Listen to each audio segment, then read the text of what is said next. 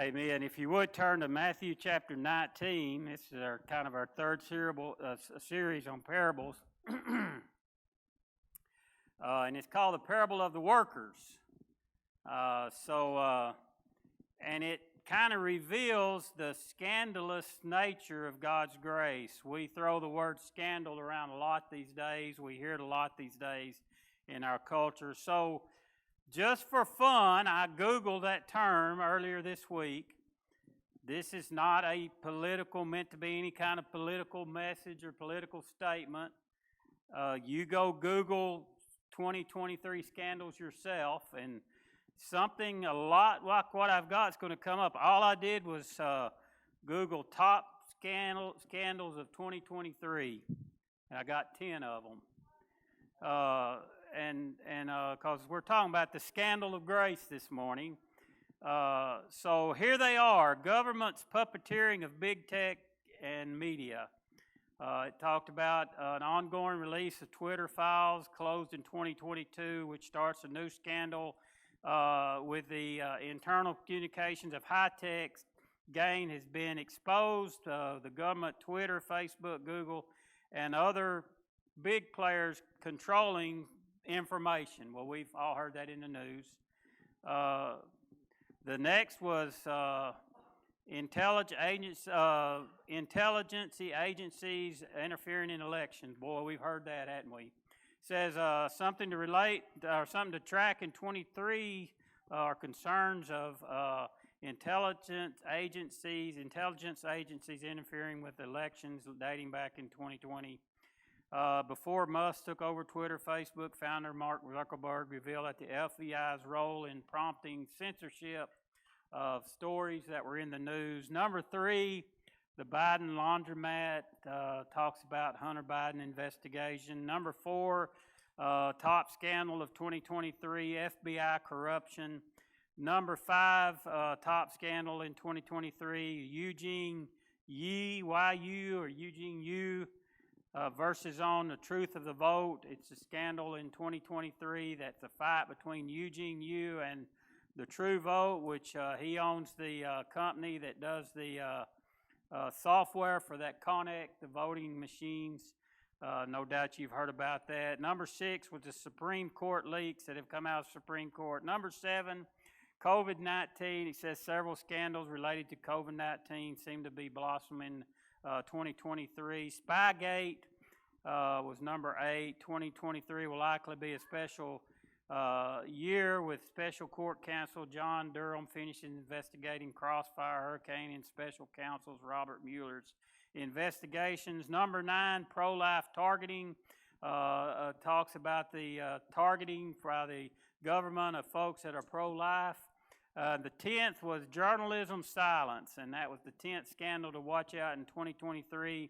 The big journalists keep silent on issues that the press doesn't want to report. So really, you could call today's message Gracegate, I guess. You know, if you were around in Watergate, then it could be Gracegate because we see all kinds of scandals going on. That was just the top 10, but instead we're going to stick with that ideal of the scandals of grace. And in his book, What's So Amazing About Grace, y'all may have heard of Philip Yancey. He wrote these words about grace. He said, grace does not excuse wrong, but it treasures the wrongdoer. The true grace is shocking, it's scandalous, it shakes our convictions with instance on getting close to evil and touching it with mercy and hope. It forgives the unfaithful spouse, the racist, and the child abuser. That's what grace does. It loves today's AIDS-ridden addicts as much as it does the tax collectors of Jesus' day. So that's what he said about grace and really the scandal of grace behind grace. True grace is really shocking. I think we may not think that right off the bat. It is kind of scandalous, and that's what we're going to look at this morning in this ideal, and it's demonstrated really well in this parable that Jesus teaches about grace, and that's what he's teaching on. And I think probably this is one of the more looked over parables that Jesus taught, and I really think it is because for most of us, we don't necessarily agree with the concept of grace. Now, you may say, well, Jake, you're crazy, but I don't think so, because this is our sense of fairness. Now, I will talk the last couple of weeks about things that are fair, things that are not fair, but this particular parable, it really offends our fairness when we think what is fair, what's not fair, and perhaps that's why most people don't like it. So in order to really understand this parable, I think it's important for us to see where it's at in context. So if you're in Matthew chapter 19, I'm not going to read a bunch of scriptures, but in chapter 19 of Matthew, if you start back in verse 16, you'll hear about the rich young ruler. The rich young ruler comes, and he beginning verse 16, it talks about him, and he wasn't willing to give up his material riches to follow Christ. If you've not heard that story, you can read it there in Matthew 19:16 through the end of the chapter. And he didn't want to give up his riches as Christ commanded him to do. You've got to understand that whole story. There's nothing wrong with having riches. That was his God, and that's what he served. Well, following that, it confused the disciples. So they hear Jesus talking to this rich young ruler. It kind of catches them off guard. And as Peter often does, he speaks up for the group. Don't y'all love people that just ask the group question, even if you don't even want to know? They kind of become the group spokesperson. So Peter is that. So this is what Peter says. He hears the story, the rich young ruler, and then in 1927, Peter says, "See," he's talking to Christ, "we've left everything and followed you, Christ. What will we then have?" So he gets to thinking. Here's a rich young ruler. You tell him to get rid of all his riches and follow me. And Peter gets to thinking and say, "Hey, we've done all that. What are we going to get, Lord?" Now let me just throw a little side note in. Anytime somebody gives you something, they expect something in return. Now just believe that. It's true. I'll go all the way to parents, to parents that have young kids, to parents that have grown kids, to friends, to relatives. If somebody gives you something, even if it's just given, they expect, if they ever need something back, you ought to hop to it. Isn't that true? Don't we kind of expect that too? I mean, we may say, well, hey, don't you remember when I helped you out that time? Or don't you remember when I gave you this that time? Or don't you remember all the things I've done for you? What are we saying? Well, because of something I've done for you, I deserve something in return. That's kind of our mindset. I think we even raise our kids to a certain extent that way when they're little children. We want them to do something, and we'll say, "Remember what I did for you?" In other words, I did something for you. I expect a return. I expect some kind of return for it. So when we followed Jesus from the beginning, the disciple says, "Hey, because we followed you, we are to get something. We should get something in return." And if we're honest, we may have asked that same question to God from time to time. "God, I've been serving you. I've been faithful to you, and why am I going through this? What are you doing for me in return?" Because we expect something to be coming back, and that's why Jesus told this parable. That's kind of fit in between those two instances of what's going on. If we go over to Matthew chapter 20, in the beginning of verse 20, we find the account of the mother of James and John. You remember what she did? She came to Jesus and she said, "Hey, my son, James and John, I want them sitting on your right-hand side in your kingdom. Because after all, they've been following you all this time, and I want a place of prominence for them in your kingdom." So you see, we have on one hand, we have the rich young ruler and the disciples saying, "Hey, we've given everything to follow you. What are we going to get in return?"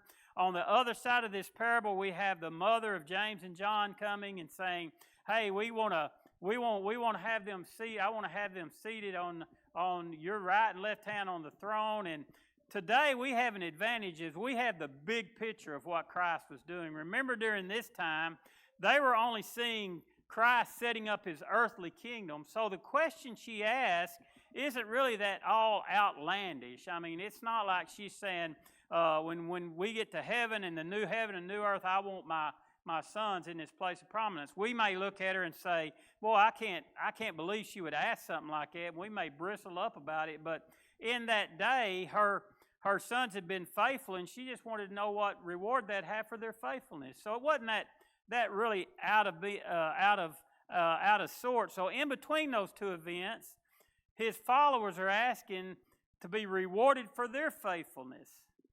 So I want us to think about that. Jesus tells a parable, and that's the subject of our message today. I think we'll see this in all those places where Bible translators have kind of got this. We might have thought it would go better in a different place when the Bible was brought together. Probably could have been broke at a better place, but we're gonna start reading this passage of Scripture, and I think we're going to start there in verse 20. But in Matthew 19:30, Jesus says this: "Many who are first will be last, and the last will be first. For the kingdom of heaven is like the master of a house who went out early in the morning to hire laborers for his vineyard." Now that's very end of Matthew chapter 19, starting in the first chapter of verse 20. So we're going to take this parable. I'm going to just read little sections of it. I'm not just going to read the whole thing like we normally do. I'll give you some history and some ideas of where we are and what Christ is talking about. So I don't want to take the parable out of context. So this is really talking about the kingdom of heaven. Remember that. This parable is talking about grace and the kingdom of heaven. So it's not talking about things that practices or co-workers' rights or civil rights. It's not talking about any of those things about rights. Jesus is describing how the kingdom operates, and particularly how grace operates. So get that in your mind. Again, I've told you each week as we've looked at these different parables, you can go find messages, and some people will take a parable and they're well-meaning and it's got a good message behind it, and they'll turn it into something that it's really not. Okay, and this is not practices or work practices or work rights. It's Jesus describing how the kingdom operates, and more in particular how grace operates. So Matthew chapter 20, starting in verse 2, he begins to talk about this parable. And we're going to put this together after agreeing with the laborers, going back to, he's the master of a house, went out early in the morning, he hired workers for his vineyard, and after agreeing with the laborers for a denarius a day, he sent them into the vineyard. And going out about a third hour, he saw others standing in the marketplace, and he said to them, "You go into the vineyard too, and whatever is right I'll give you." So they went, going out again about the 6th hour, and again about the 9th hour, he did the same thing. So about the first, about the 3rd hour, the 6th hour, the 9th hour, he goes back. And then about the 11th hour, how long did he have them working for? Does it say there? A work day was 12 hours, okay? So about the 11th hour, about an hour before quitting time, he went and found others still standing in the market. And he said to them, "Why are you standing here idle all day?" And they said to him, "Because no one had hired us." And he said to them, "You go into the vineyard too." So here's the situation in Israel. Just a time that Jesus, you might go into certain areas and you'd find day laborers.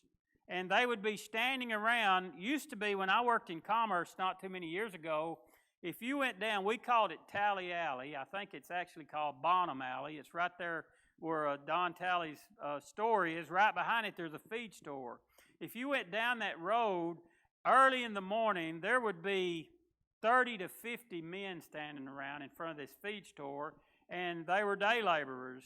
They were just waiting for a job, and farmers would come by, and they would, or whoever needed workers that day, whether it was people to mow or farmers or whatever, they'd just come by and they would pull in, and there's usually a spokesperson there, and they would come over, and you'd talk to this guy, and you'd say, "Hey, I need 5 people to go with me today, and I've got this to do." And 5 guys would volunteer, and they'd get in the truck, and they'd go work. Now, I never did that, but I worked just a block away from that, and we went and talked to that guy. I said, "Man, what are all these guys standing around every morning?" He said, oh, they're just looking for work. They're just day laborers looking for work. And most of the time, by 8 or 9 o'clock in the morning, they're all gone. But there was always 2 or 3 left standing around, and they'd kind of hang around there till about noon, and then you'd go by and everybody'd be gone. So that's what's happening here. Landowners would go to this general area where there were day laborers, and they would go and they'd say, hey, I need somebody to work in my fields today. And that group of people was usually the poorest people, the lowest class people of the community. And they counted on that labor to provide for their family. They simply were there. They were saying, hey, we just need to work today, just make enough to provide for our family. Not that they were lazy, that they didn't want to work. They just couldn't find jobs. So they'd show up there, and they would just hope that someone would come by and hire them for that day and give them enough money to take care of their families. So the landowner come along. He offered the first group in this parable, this first group of workers, a denarius to work about 12-hour day, and they quickly agreed. Now that's important. They said, hey, that sounds great. You know, that sounds like a great pay for us. Matter of fact, the denarius was about the same thing a Roman soldier got paid, which a Roman soldier's pay for the day. That wasn't the most glorious job either. It wasn't the most prestigious job. It was simply a job, but it was certainly higher up the social ladder than a day worker. So when this landowner came, he offered a denarius for 12 hours. That was a generous offer. I mean, it would be like going to the feed store down there and one guy offering, hey, I'll pay you $5 an hour to come cut brush for him today, and a guy coming right behind him saying, hey, I'll give you $10 an hour to cut brush. You'd think, man, that guy's generous. You know, that's a great offer, and that would have been the offer. So the landowner came back 3 hours later. He hired another group, but to that group, he said, I'll just pay you whatever's right. Well, they already knew that he was paying this other group a good pay, so they thought, hey, we can do that. They quickly agreed. They loaded up. They went, and they were going to work the rest of the day up to that 12 hours. So they had about a 9-hour day, and finally that happens a couple of different times. And finally, just an hour before quitting time, the landowner went back, and he sees another group there. It's just an hour. All these other workers, some have been working 12 hours, some have been working 9 hours, some have been working 6 hours, and he sees this group standing there that's still not hired. He says, hey, why are you still standing around here? They said, well, nobody picked us up. And he said, hey, will you come work for me? You want to come work for me the rest of the day? And, of course, they agreed, and they just simply trusted the generosity of the landowner. They didn't ask about pay. He didn't mention pay. You'll also note that the reason these men were there was not that they were lazy. They weren't that they were just looking around and trying to stay out of work. The fact that they stayed there, they were persistent in just hoping that they could raise enough money to take care of their family. I mean, they didn't just leave at noon and say, well, we're out of a chance. They were just 11 hours into it. They were thinking, man, I hope somebody comes along and just gives us something, just gives us anything, just something that can help provide for our family. So far, nothing really scandalous has taken place. It's just a guy. I do want to kind of make a note that I'm going to get to in just a second. Notice the man that went for these workers was the owner of the field, okay? He was the owner. He was the one that owned the vineyard. He's the one going and hiring the workers. So the landowner has hired every worker, and he's agreed what to pay those workers that begin at the first of the day, and that was common. It was for workers to be paid at the end of every day. Just a quick story on the side. I was in Wolf City working an ice storm one time, and there was tree trimmers there, and we said, well, we had to climb down in this bottom and couldn't get trucks to anything, and a bunch of trees, and the foreman turned around to these bunch of guys, and he said something in Spanish to them, and two guys kind of motioned, whatever, and they went and got their climbing tools on, and they climbed up in these trees, and they trimmed all these trees, and they hit the ground. When they hit the ground, they walked straight to that foreman. He pulled out a roll of cash, paid this one, put the cash back in his pocket, and then we started doing our thing. And I went over there by him, and I said, you pay them guys as soon as they get it? He goes, oh, yeah. He said, I turned around and told them, hey, this is what we'll pay for you this job. And whoever volunteered to do it, they went up there and did their trimming. He said, we pay them right then. And he said, that way at the end of the day, there's no question. They know what they were hired for. They know what they're getting paid for. And if something happens to them, they've got their money. I said, well, that's pretty sad. So in other words, if they fall out of that tree and get killed, their money will be in their pocket, and I guess their families can get it. I guess that's kind of what he was saying. But that's kind of the picture here. At the end of the day, the workers show up. They're going to get their pay for that day and a common practice. And it says in Matthew chapter 20, look in verse 8 if you're there, the owner of the vineyard said to his foreman, now that's just one little word in there, but I want you to notice it. Call the laborers and pay them their wages, beginning with the last to the first. And when those hired about the 11th hour came, each one of them received a denarius. Okay? Now, this is the first time we see that there's a foreman involved. It's not really remarkable that he has a foreman. The remarkable thing is the owner hadn't sent the foreman to do the hiring. He went for himself to the marketplace. He had done all the hiring, and I think that's interesting when we begin to understand the parable that God is talking about himself, and he's talking about he's the one that does the calling of the laborers. So when we talk about our relationship with God, to really get the idea that God has personally called you, I think that's something that kind of jumps out. That's kind of an underflow in this parable that maybe we don't see. But these men, they're depending on their pay for the day, and they're depending on getting their needs of their family met. And when this landowner told the foreman, hey, start with the guy that's only been here an hour. And I can get in my mind, the Bible doesn't say this, but I can get in my mind, they're kind of all standing in a line there, and the foreman is there at the front of the line, and he's got the money there. Maybe it's in a little leather pouch or something, and he digs around, and he gives his first guy a denarius, and he's only been there an hour. And I can imagine this guy that's been there 12 hours looking up there and going, God, he give him a denarius. I wonder what he's going to give us. We've been here all day. And he gives that guy a denarius. So I can just imagine what they were thinking. Well, they started from the wrong end. Normally they paid the longest workers first. They paid those that began first, and they worked down. Well, he started with the very last and began to work the other day.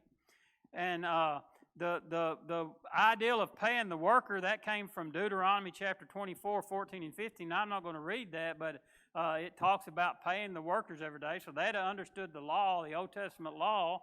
But he pays the workers first, and when he gets down to the workers that work the entire day, what did he give them? A denarius. That's what he paid them. I mean, I've been here I want you to put yourself in their position for just a moment. I've been here 12 hours, and that guy's been here an hour, and he made what I made. Is that fair? Say no if you don't think that's fair. That just ain't fair, is it? That'll start a scandal, wouldn't it? That's just not fair. When he got to that last person, Matthew 20:26 says, well, all the other workers, they saw the generosity of the master. They figured it was going to be good. Now, when those hired first came, they thought they'd receive more. This is Matthew 20:10 through 12. But each one of them also received a denarius. And on receiving it, they grumbled at the master of the house, saying, the last worked only 1 hour, but you've made them equal to us that have bore the burden of the day and the scorching heat. Now, isn't that interesting? They went to the master of the house. They went to the main guy, and they grumbled about it. They said, that's just not fair. This guy's been here an hour. We worked the heat of the day, the scorching sun. Incidentally, by this time, the end of the day, it had been kind of the twilight of the day. It had been the day that's cooling off. When I go out and pick my garden, I wait till about 6:30. Between 6:30 and 7, my garden is shaded. So I always wait till it's at least in the shade before I go out there. And these guys said, hey, we was here in the heat of the day. And frankly, most of us put in the same situations. I always said we wouldn't like that other. We would kind of identify with those. And after all, why should the workers who worked only a half a day or worked only on an hour get paid for what we got paid? But Jesus begins a parable, and he says this, but he replied to one of them, "Friend, I'm doing you no wrong. Did you not agree with me for a denarius? Take what belongs to you and go." That's pretty blunt, isn't it?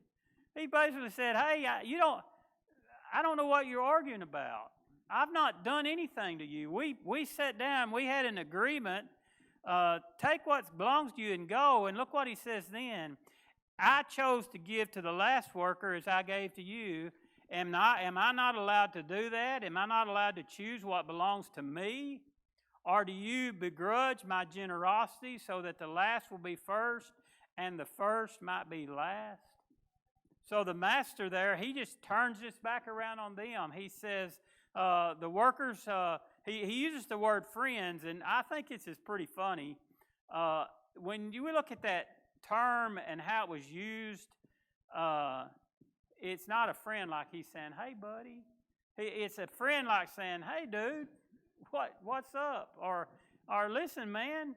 That's the term that Christ used. We don't think about Christ thinking about that, talking like that, do we? I mean, he said, hey, man, what's going on with that? It was like a confusion to him. Isn't it my money? Don't I get to choose who I paid? We had an agreement. We had made this agreement together, and I paid you everything I agreed. And after all, it's my money, and I'm allowed to be generous with whoever I want to be generous with. And you, in other words, you don't even have a dog in this hunt. Why are you arguing about this? Why are you worrying about what someone else gets? And the master points out that the workers that worked all day, they got exactly what they were promised. They got exactly what they deserved, and it was a generous wage for their work. He hadn't cheated them in any way, and they felt like they had been cheated because what the others received, and since the landowner of the vineyard had all the money to pay his worker, he had the right to determine how he gave that money out. And for us, when we think about that just isn't fair, we think about it in terms of this pay. But remember what Christ is talking about. He's talking about the kingdom of God, and he's talking about grace. So he's teaching us about grace. He's teaching about being the master of the vineyard, and he's talking about the giving of grace.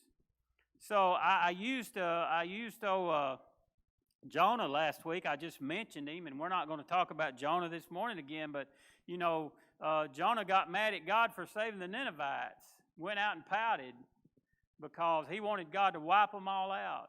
Well, that kind of fits right along with this. The workers saying, "Hey, this just ain't fair." So what's scandalous about grace? I think the first thing is this: grace gives us what we need, not what we deserve. Now, the reason we think, and I'm in the boat with you, the reason we think that's not fair is we think we deserve more than somebody else. And no wonder we think that. We just, everywhere we see today, we see things saying we deserve this and we deserve that and you deserve this and you deserve that. So, the first group of workers focused on what they deserved. They thought they deserved something more, something even more because of their superior work. I deserve even more. So the worker, if you go back and think about that parable, what did he say? He said to those that had been there an hour, "Why are you still here?" And they said, "We're just hoping to find a way to provide for our family." They had a need, didn't they? Did they deserve 12 denarii? No, they didn't deserve it. Because after all, they didn't work but an hour. But grace focuses on what we need, not what we deserve. And that's certainly the way God's grace works in his kingdom. Certainly not everyone deserves his grace. I think we could probably sit here today in our own judgmental minds and say, that person doesn't deserve grace. I know that person. I've seen that person. I watched them on TV. I watched the trial. I heard about all that's taken place. They don't deserve that grace, but we do that through the perspective of our eyes.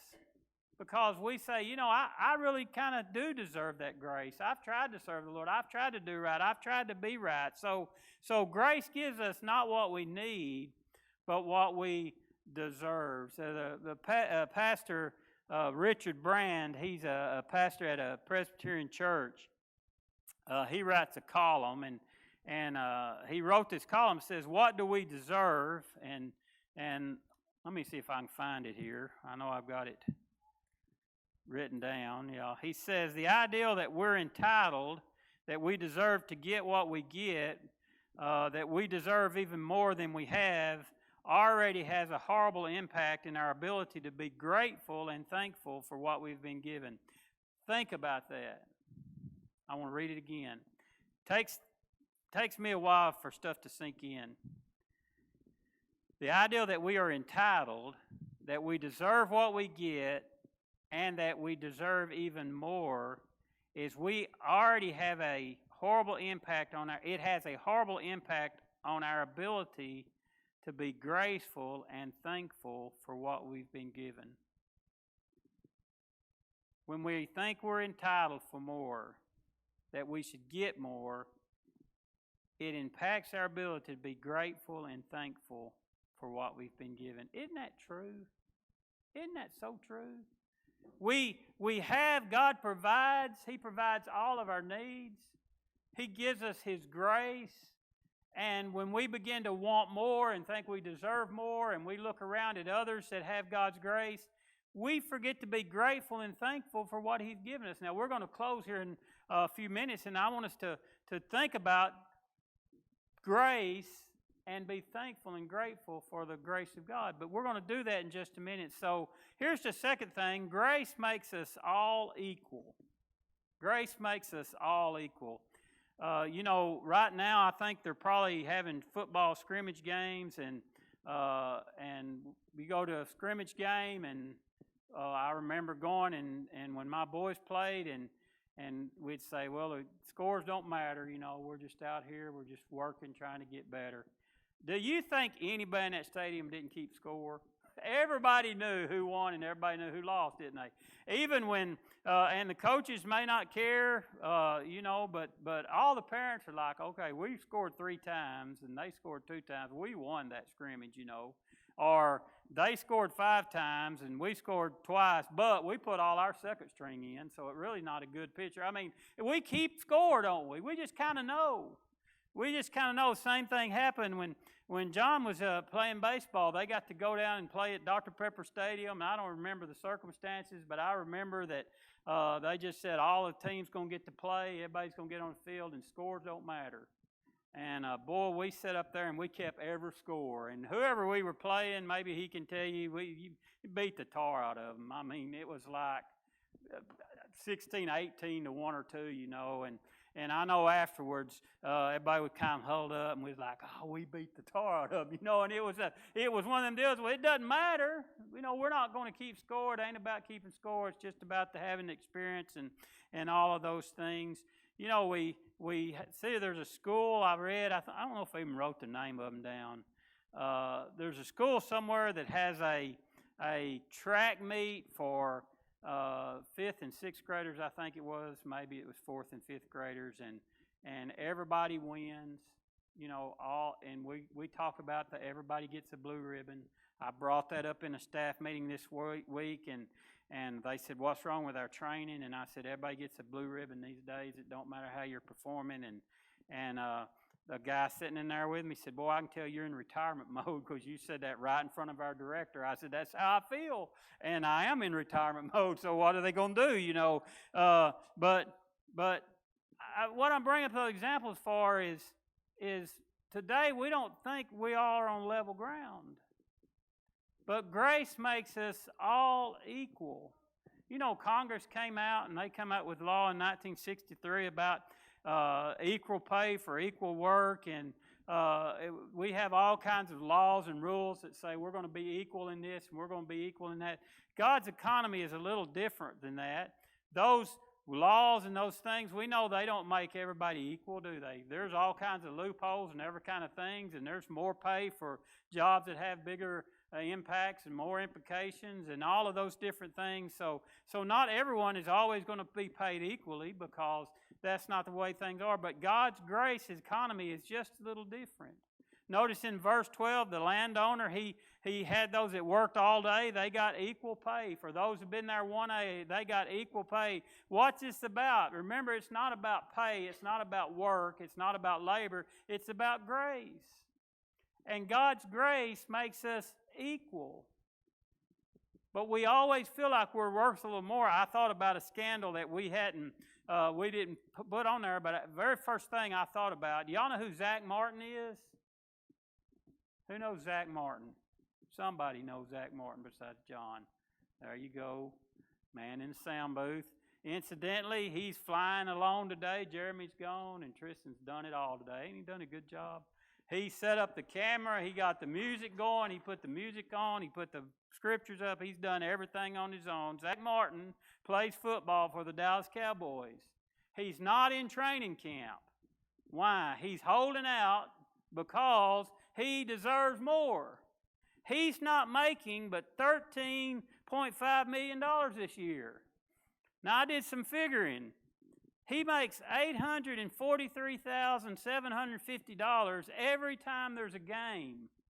I looked up, I said, how many plays does the NFL team average offensive plays? It said anywhere from 62 to 80. So I put 70 plays. He gets paid $12,000 every time they snap the ball. That's pretty good pay, isn't it? In other words, every time the quarterback says, hut, they give him $12,000. But it's not fair, because some other player got a couple $1 million more than him this year. The other thing is he's under contract through this year and next year. So the contract doesn't matter. What he says is, hey, it's not fair. I'm an elite athlete, and he is a good athlete. He's one of Dallas's best linemen. He says, I'm an elite athlete, and I ought to be making more. I ought to be above everybody else. See, that's how economy works today, but hey, that's not God's economy. He says, in my grace, we are on equal ground. We're on equal playing field. And we need to understand, when we begin to look around and we begin to think about ourselves and we begin to think about what we have, then we begin to understand God puts us on equal ground. So first, God's grace, it's available to all, and it puts us all on equal ground. It doesn't discriminate on race, sex, age, status. It doesn't discriminate on anything else. It's an equal opportunity for everyone to be on level ground. Second, those who've accepted God's grace, we're all equal in God's eyes. There's no separation. Today, if you look around at somebody in this service and you think, well, I'm doing quite a bit better than they are.